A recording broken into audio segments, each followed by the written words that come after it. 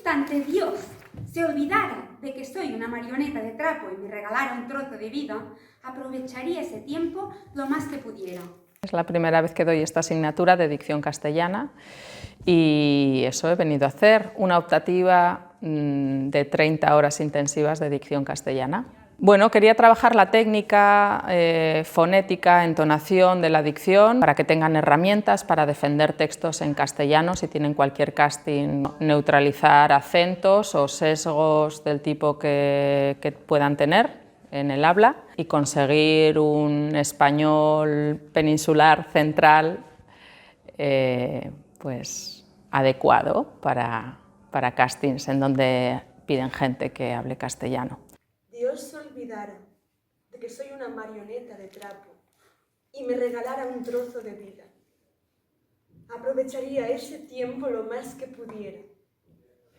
Posiblemente no diría todo lo que pienso. Pero en definitiva pensaría todo lo que digo. Hacíamos una parte de técnica y después trabajábamos sobre textos diferentes, narrativos, hoy hemos hecho un poquito de escenas, pero muy cortitas, muy sencillo, y lo que quiero es eso, que utilicen el castellano. Pero es verdad que al ser un curso intensivo de 10 días,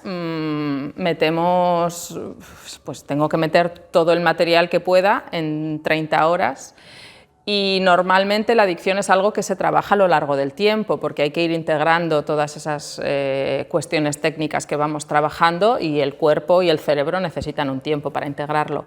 Pero la verdad es que han avanzado mucho, no se puede decir que todos hayan conseguido un castellano perfecto, pero es normal, en 10 días no se puede, y mucha gente sí, del primer día al último. Sí. A todos les he visto mejoría, a casi todos una mejoría notable tirando a excelente y algunos también que dices, pues ole tú. Son tantas cosas las que he podido aprender.